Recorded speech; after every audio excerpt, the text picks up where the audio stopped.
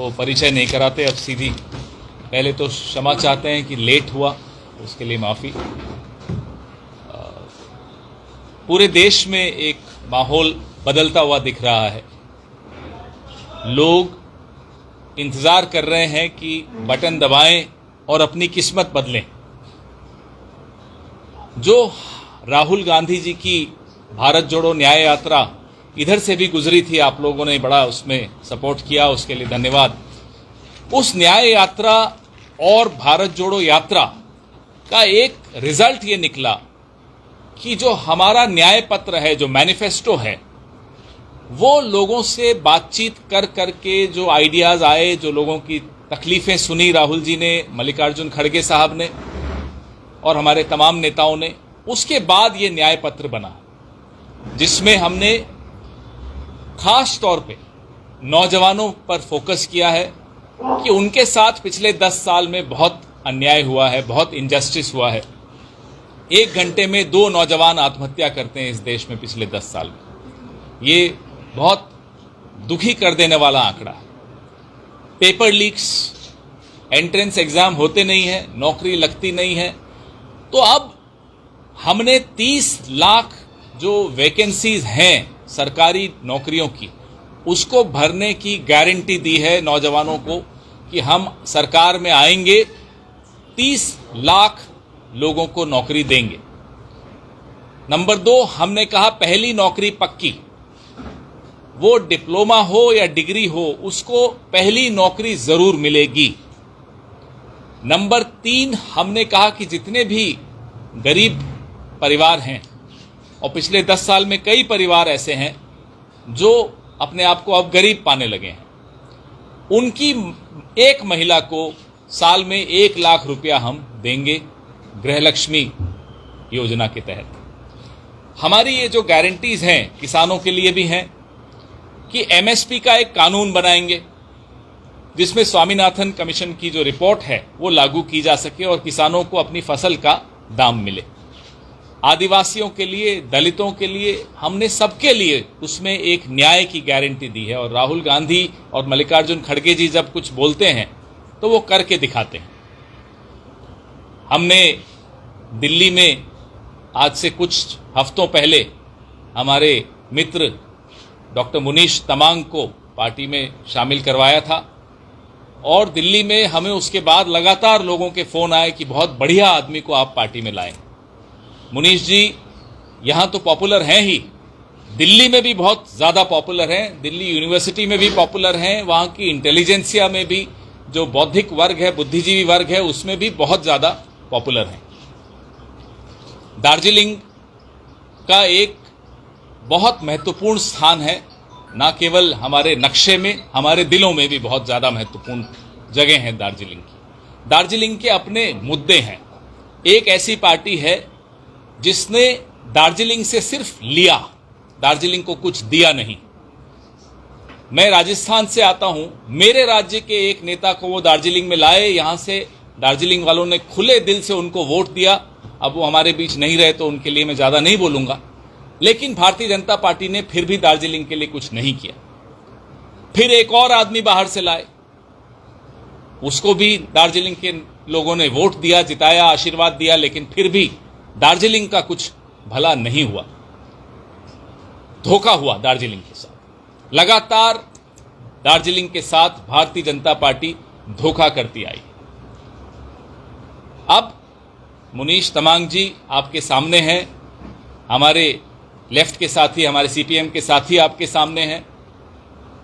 Congress party, CPM, हमारो party, सब मिलकर आप लोगों के सामने आए हैं कि आप इस बार आशीर्वाद देकर देखिए डॉक्टर मुनीश तमांग को, और फिर 5 साल आपको चिंता नहीं करनी, आप चैन से सो सकते हैं। सारी परेशानी इनके सर पे डाल दीजिएगा, ये आपकी परेशानियां दूर करेंगे, क्योंकि इस व्यक्ति में, इस आदमी में एक जज्बा है कि दार्जिलिंग के लिए कुछ करना है। जब मैंने इनसे पूछा उस दिन दिल्ली में ऑल इंडिया कांग्रेस कमेटी के ऑफिस में, मुनीश जी आप क्यों कांग्रेस में आ रहे हैं, बोले मुझे लगता है कि कांग्रेस में आने के बाद मैं दार्जिलिंग का कुछ भला कर पाऊंगा, गोरखास का कुछ भला कर पाऊंगा। और ये ऐसी ज़मीन है, इस ज़मीन को हम सलाम करते हैं, प्रणाम करते हैं, जहाँ से गोरखा भाई जो इतने वीर एक कौम है वो यहाँ से आई है। तो मुझे इनका जो जज्बा था, इनकी जो भावना थी, बहुत अच्छी लगी। मुझे लगा कि अब दार्जिलिंग के साथ न्याय होगा। दार्जिलिंग को एक अच्छा नेता मिला है जो दार्जिलिंग के लिए कुछ करके दिखाएगा, इसमें एक जुनून है। इनकी पत्नी जो बैठी हैं ये हमारे नॉर्थ से आती हैं और इनकी लाइफ में सबसे बड़ी प्रेरणा, बीपी भाई बता रहे थे, अभी हमारे बीपी सिंह जी मेरे भाई हैं, हमारे वरिष्ठ नेता हैं कांग्रेस के, ये बता रहे थे कि कुंतल जी इनको बड़ी प्रेरणा देती रहती हैं, बड़ा रिसर्च करती हैं। तो आपके साथ एक फ़ायदा ये होने वाला है, वो एक स्कीम आती है ना दिवाली पे, न्यू ईयर पे, क्रिसमस पे, दुर्गा अष्टमी पे, by one get one free. तो इनको वोट दोगे तो वो भी, उनकी भी सेवाएं आपको मिलेंगी। तो ये एक बोनस आपको मिल रहा है, इसमें चूकिएगा मत। दार्जिलिंग की जो विशेष समस्याएं हैं, विशेष मुद्दे हैं, उस पर इन्होंने अच्छी रिसर्च कर रखी है और ये एक ब्रिज बनेंगे, एक पुल बनेंगे दार्जिलिंग और दिल्ली के बीच में। ऐसे पुल को अब आप जितना मजबूती से और मजबूत करिएगा, आप ही की समस्याओं का हल होगा। अब आपके सवाल या आप कोई और कुछ कहना चाहे तो मेरे साथी। এর আগেও তো আমরা যৌথ সাংবাদিক সম্মেলন করে বলেছিলাম আমাদের বামফ্রন্ট, হামরো পার্টি এবং জাতীয় কংগ্রেস, যে আমরা জাতীয় কংগ্রেস মনোনীত প্রার্থী ডক্টর মুনিশ তামাংকে দার্জিলিং লোকসভা কেন্দ্র থেকে বিজয়ী করতে চাইছি। কেন? এটা কোনো ব্যক্তিগত বিষয় নয়।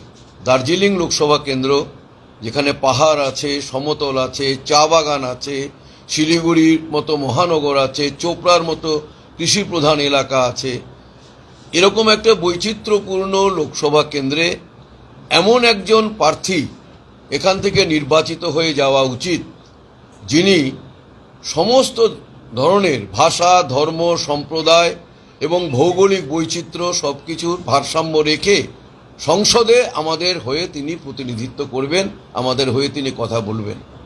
ডক্টর মুনিশ তামাং হচ্ছে সেই ক্ষেত্রে যোগ্যতম প্রার্থী। আমরা আমাদের বামফ্রন্টের পক্ষ থেকে, আমাদের পার্টি সিপিআইএম এর পক্ষ থেকে আমরা মানুষের কাছে এটা আবেদন করেছি যে এর আগে যে 17 বার লোকসভা নির্বাচন হয়েছে তার চাইতে এবারকার লোকসভা নির্বাচন, অষ্টাদশ লোকসভা নির্বাচন, 18th লোকসভা ইলেকশন, এটা হচ্ছে অনেক বেশি ব্যতিক্রমী এবং ঐতিহাসিকভাবে আমাদের কাছে অনেক দায়িত্ব ভারতীয় জনগণের কাছে অর্পণ করেছে। কেননা এখানে দুটো নীতির মধ্যে সংঘর্ষ হচ্ছে। একদিকে হচ্ছে দক্ষিণপন্থী ফ্যাসিবাদী নীতি, যার মাথায় আরএসএস, বিজেপি, নরেন্দ্র মোদী, এবং অন্যদিকে আমরা যারা সংবিধান রক্ষা করতে চাই, গণতন্ত্র রক্ষা করতে চাই, দেশটাকে ঐক্যবদ্ধ রাখতে চাই, সামাজিক ন্যায় প্রত্যেকে পাক সেটা যারা আমরা বজায় রাখতে চাই, সেই লড়াই হচ্ছে। আমাদের এই লড়াইয়ের প্রতিনিধি হিসেবে ডক্টর মুনিশ তামাং প্রতিনিধিত্ব করছেন, তিনি প্রার্থী। আমাদের রাজ্য পশ্চিমবঙ্গে দেখেছেন গতকাল হাইকোর্ট রায় দিয়েছে কি ধরনের দুর্নীতি, চাকরি চুরি, কি ধরনের বেপরোয়াভাবে, এবং সরকার নিজে সিদ্ধান্ত করে এই দুর্নীতিগুলো করছে। শুধু চাকরি চুরি নয়, এখানে গরু পাচার, বালি চুরি, কয়লা চুরি, বিভিন্ন ধরনের দুর্নীতি। এমনকি আমরা পঞ্চায়েতের ভোটে দেখলাম ভোট লুট, ভোট চুরি, মানুষের গণতন্ত্রকে লুট করা হচ্ছে। তাই বিজেপি এবং তৃণমূল এটা একে অপরের পরিপূরক হিসেবে কাজ করছে। আমরা চাইছি একটা তৃতীয় শক্তি হিসেবে যারা গণতন্ত্রের জন্য, দেশের জন্য, মানুষের জন্য, চা বাগানের শ্রমিক, তাদের মজুরি, তাদের ন্যূনতম মজুরি, তাদের বাস্তু জমি, কৃষক তার ফসলের দাম, বেকারদের কাজ, মা বোনেদের মান মর্যাদাকে আরও অনেক বৃদ্ধি করা, ছাত্রছাত্রীদের শিক্ষার অধিকারকে এগিয়ে নিয়ে যাওয়া, এই যে আমাদের তৃতীয় শক্তি হিসেবে এটা আমরা করতে চাই। আমার শেষ কথাটা হচ্ছে, পাহাড়ে আমরা বিগত কয়েক বছর ধরে আমরা এটা দেখেছি, পাহাড়ের মানুষের মধ্যে একটা আবেগ আছে। সেই আবেগকে আমরা শ্রদ্ধা করি। হ্যাঁ, সেই আবেগ বাস্তবোচিত হওয়া না হওয়া সেসব নিয়ে অনেক আলোচনা হবে, যে কারণে আমরা বলেছি যে highest form of regional autonomy, যেটা ষষ্ঠ তফসিলের মধ্যে দেয়া সম্ভব, আমরা বলেছি সেটা নিয়ে আলোচনা হোক, সমস্ত স্টেক হোল্ডারদের নিয়ে আলোচনা হোক। কিন্তু আমরা দেখেছি এই সময়ে, যেটা খেরাজি এখানে বললেন, 2009-তে আমি নিজে প্রার্থী ছিলাম, আমার বিরুদ্ধে প্রতিদ্বন্দ্বিতা করলেন যশবন্ত সিং, তিনি এলেন, তিনি শুধু দুটো কথা বললেন, গোর্খাল্যান্ড হুঁচ। তিনি নেপালি ভালো জানেন না, তাকে বলে দিয়েছিল আপনি খালি এটাই বলবেন, তিনি বললেন, গোর্খাল্যান্ড তো হলো না, কিন্তু ভোটটা লুট হয়ে গেল, পাহাড়ের মানুষের সঙ্গে প্রতারণা করা হলো। এবং এইভাবে এখন বিজেপি আর তৃণমূল, পাহাড়ের ছোট ছোট দলগুলো যারা আছে, আঞ্চলিক দল, তাদের আবেগকে কার্যত কবজা করে নিয়ে পাহাড়েও একটা বাইনারি তৈরি করেছিল, হয় বিজেপির সঙ্গে থাকো, নয় তৃণমূলের সঙ্গে থাকো। আমরা হামরো পার্টিকে আমাদের বামফ্রন্টের পক্ষ থেকে, জাতীয় কংগ্রেসের পক্ষ থেকে আমরা এই কারণেই ধন্যবাদ দিচ্ছি, অভিনন্দন জানাচ্ছি, তারা এই বাইনারির বিরুদ্ধে দাঁড়িয়ে একটা বিকল্প তৃতীয় শক্তি গঠনের জন্য জাতীয় কংগ্রেস, বামফ্রন্ট এবং হামরো পার্টি আমরা একসাথে পাহাড়েও, আজকে যে পাহাড়ের মানুষের প্রতি যে প্রতারণা হয়েছে, বিজেপি করেছে, তৃণমূল করেছে, তার বিকল্প হিসেবে, তৃতীয় শক্তি হিসেবে আমরা আমরা আমাদের যে লড়াই, সেই লড়াই আমরা চালিয়ে যাব।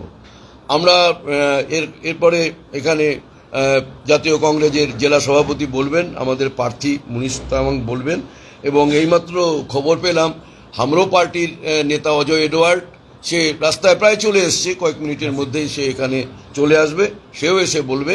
তাই এইভাবে আমাদের যৌথ এই সাংবাদিক সম্মেলনে আপনাদের মাধ্যমে আমরা মানুষের কাছে বার্তা দিতে চাই, দার্জিলিং লোকসভা কেন্দ্রে যে ঐতিহ্য, অতীতে আমাদের বামপন্থী এমপিরা, জাতীয় কংগ্রেসের এমপিরা বারবার ঐক্য সম্প্রীতি বজায় রেখে উন্নয়ন এবং অগ্রগতির জন্য সংসদ পর্যন্ত যে বার্তা নিয়ে গেছেন, তারই উত্তরাধিকারী হিসেবে ডক্টর মুনিশ তামাং এই বার্তা এবারও নিয়ে যেতে পারুক জনগণের কাছে, আপনাদের মাধ্যমে এটাই আমাদের আবেদন।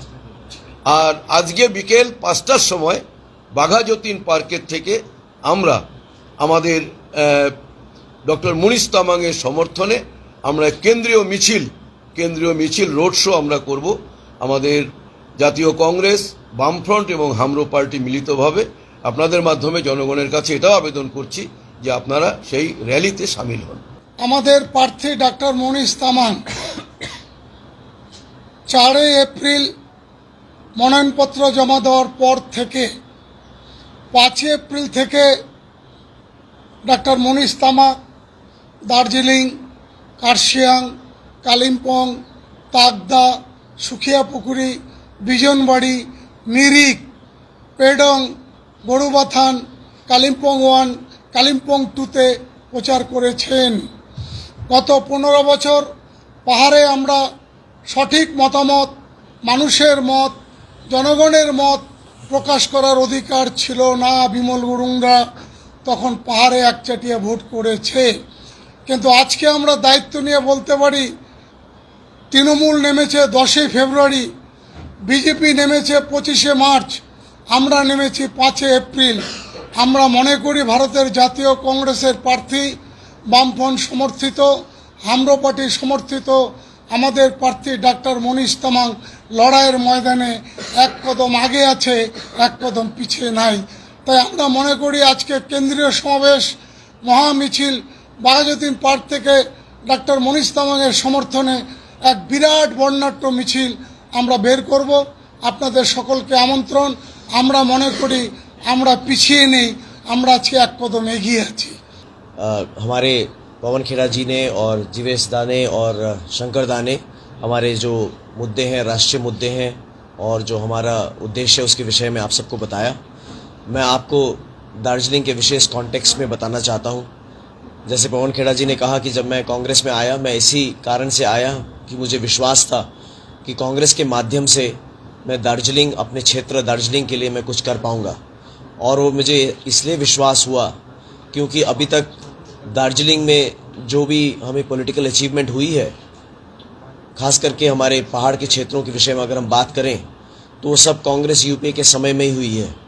चाहे वो दिल्ली दार्जिलिंग गोरखा हिल काउंसिल का मुद्दा हो सुभाष घी सिंह के टाइम के समय में, या नेपाली भाषा मान्यता की बात हो, 8वीं अनुसूची में जोड़ने की बात हो, या 6ठी अनुसूची में जो बिल पेश किया था पार्लियामेंट में उसकी बात हो, या GTA के संधि की बात हो, यहाँ पर जितने भी पॉलिटिकल अचीवमेंट हुए हैं सभी कांग्रेस के टाइम में हुए हैं। और उसके बाद यहाँ हर प्रकार का डेवलपमेंट का पूरा विराम हो गया, उसके बाद फुल स्टॉप लग गया। जब से कांग्रेस पावर में नहीं रही, जब से भाजपा के यहाँ सांसद आए और जब से नरेंद्र मोदी जी का सरकार हुआ, तो दार्जिलिंग में पॉलिटिकल और अन्य किसी भी प्रकार का डेवलपमेंट हमने नहीं देखा है। न पहाड़ के राजनीतिक आकांक्षाओं में किसी प्रकार की एड्रेस होने का हमने देखा है, न चाय बागानों के मुद्दों में हमने किसी प्रकार का समाधान देखा है, न यहाँ के जनजीवन में जो दैनिक जीवन की बातें हैं उसमें किसी प्रकार का समाधान देखा है।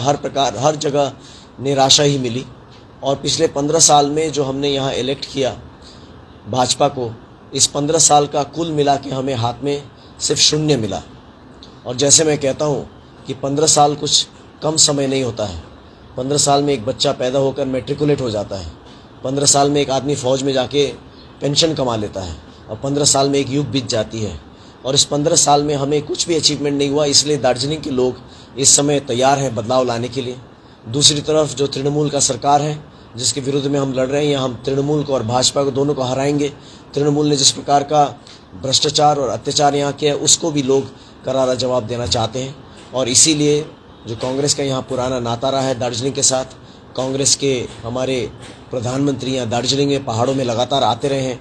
नरेंद्र मोदी जी कभी भी एक बार भी पहाड़ में नहीं चढ़े, और इसीलिए हमें पूरा विश्वास है कि यहाँ जो एंगेजमेंट रखा है वो केवल कांग्रेस पार्टी ने रखा है।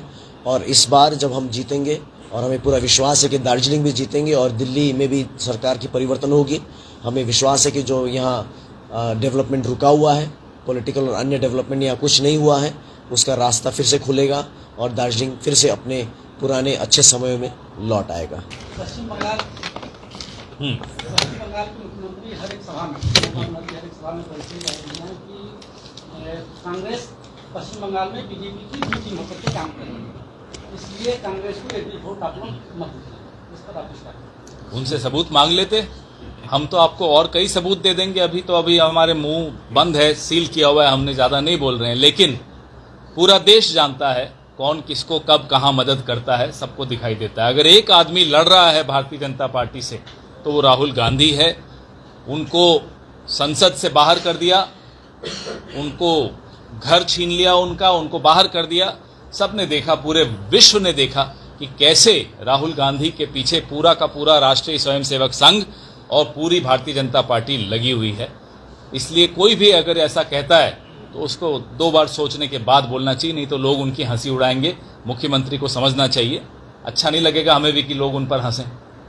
जो आपका दल में विनय तमाम पहाड़ नेता है, विनय तमाम आप ही का दल का है, और आज उन्होंने एक वीडियो मैसेज में बताया कि हम चाहते हैं और हम पहाड़ के जो लोग हैं वो अपील करते हैं कि सभी ने राजू बिष्ट जो बीजेपी कैंडिडेट है उनको वोट दीजिए पहाड़ की उन्नयन के लिए। यही हमारा पूछा कि आप रेजिग्नेशन दिया है कांग्रेस से रेजिग्नेशन लेटर व कांग्रेस हाईकमान को रेजिग्नेशन लेटर भेजा है? तो नहीं, आप क्यों रेजिग्नेशन देंगे? हम कांग्रेस में रह के हम बीजेपी कैंडिडेट को वोट देने के लिए बोला। हमारे जो प्रभारी हैं, हमारे नेता बीपी सिंह जी यहाँ हैं, जिसको कांग्रेस के जो केंद्रीय नेतृत्व के यही यहाँ प्रभारी हैं।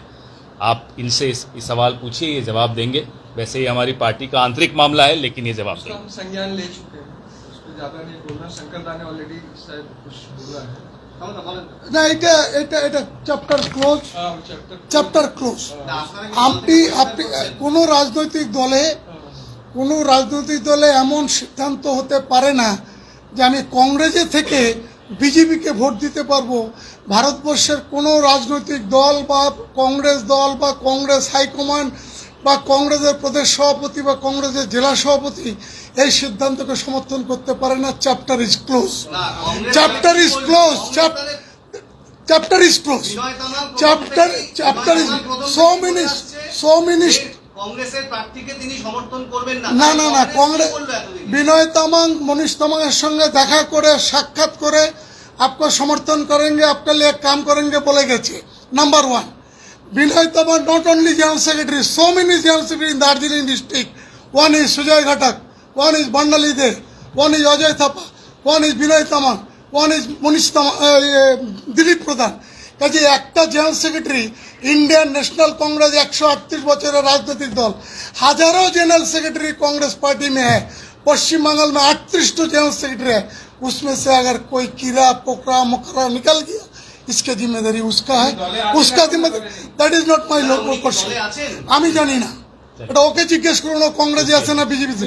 जो आदमी बीजेपी का वोट देने बोलता है वो कभी कांग्रेस का आदमी हो ही नहीं सकता। इनडिसिप्लिन बर्दाश्त हम लोग नहीं करेंगे, बस इससे ज्यादा अब मुझसे मत कहलवाइए। जो मेरे को बोलना था आपने सुन आज लिया। का प्रेस कॉन्फ्रेंस पवन जी का राष्ट्रीय मुद्दों पे है, बंगाल, उस पे आप सवाल अब महिलाओं को पूछने नहीं देते आप आज लोग ही को। को बोला है, आज ही को वीडियो मैसेज तो जवाब दे दिया, एक लाइन में बता दिया, no indiscipline will be tolerated, full stop, zero tolerance for indiscipline. आप बोले कल राजस्थान में नरेंद्र मोदी ने किसी धर्म समूह को लेकर और आपका कांग्रेस का मैनिफेस्टो को लेकर बात किया है, तो इसके बारे में आप वो हमारा मैनिफेस्टो पढ़े नहीं, न इस देश का संविधान पढ़े, तभी हम कहते हैं पढ़े लिखे आदमी को प्रधानमंत्री बनाओ। जब जब मोदी डरता है, हिंदू मुस्लिम करता है। हम लोगों ने जो मैनिफेस्टो में कहा, आपके सामने मैंने अपनी प्रेस कॉन्फ्रेंस में खुलकर बताया, न्याय नौजवान के साथ, न्याय महिला के साथ, न्याय एससी के साथ, एसटी के साथ। तो ये क्या गलत है? ये डर इसलिए गए हैं क्योंकि हम न्याय की बात कर रहे हैं, हम उन सब लोगों के लिए न्याय की बात कर रहे हैं जिनके साथ इन्होंने 10 साल में अन्याय किया। तो मैनिफेस्टो पढ़ लेते तो समझ में आ जाता कि उसमें हिंदू मुस्लिम का नाम ही नहीं लिखा है। पहली बात, पता नहीं इन्होंने कहां से सोच लिया। झूठ बहुत बोलते हैं और जब हारने लगते हैं तो ज्यादा झूठ बोलते हैं प्रधानमंत्री जी। अब 1.5 महीना बचा है, बर्दाश्त कर लीजिए, 1.5 महीने बाद आपको इस देश में नया प्रधानमंत्री मिलेगा। सर, तृणमूल कांग्रेस आप लोगों की बात होती है, जैसे वो हमेशा कहते हैं कि मैं INDIA इंडिया गठबंधन करने को मैं करूँगा, लेकिन राज्य में हमारा कोई संबंध नहीं है। तो इस पर तो वो तो उन्हीं से पूछिए, अब उसमें उनके मन में क्या है वो आप उनसे पूछिए। दोहरा बर्ताव क्यों हो रहा है, क्यों नहीं, उनसे पूछिए वो उनके मन में क्या है, उनके बारे में बात करने थोड़े बैठे हैं। हम तो अपने मैनिफेस्टो की बात करेंगे, हम अपने डॉक्टर मुनीश तमांग की बात करेंगे, हम दार्जिलिंग की बात करेंगे, हम यहाँ के चाय बागान के मजदूरों को सिर्फ 250 रुपए मिलें, ये अच्छी बात थोड़ी, हम तो वो बात करेंगे। हम राजवंशी भाषा को कैसे शेड्यूल 8 में लाएं वो बात करेंगे। हम जो 11-12 कम्युनिटीज रह गई हैं एसटी में आने से, उसके बारे में बात करेंगे। हम अपना पॉजिटिव एजेंडा को लेकर आगे बढ़ रहे हैं। আরে ভাই, পবন খেরাজি ন্যাশনাল লিডার, ন্যাশনাল ইস্যুতে ওনাকে প্রশ্ন করো, ওনাকে বারবার থরেই পাওয়া যাবে। এইসব তামাং তুমাং আসবে যাবে কংগ্রেস দলে, ভারতবর্ষের জাতীয় কংগ্রেস এরকম হাজার হাজার বিনয় তামাং তৈরি করেছে, ওটা নিয়ে আমাদের কোনো মাথা ব্যথা নেই। যে লোক কংগ্রেসের থেকে বলছে বিজেপি কে ভোট দো, ও কবি কংগ্রেসি হয়ে नहीं सकता।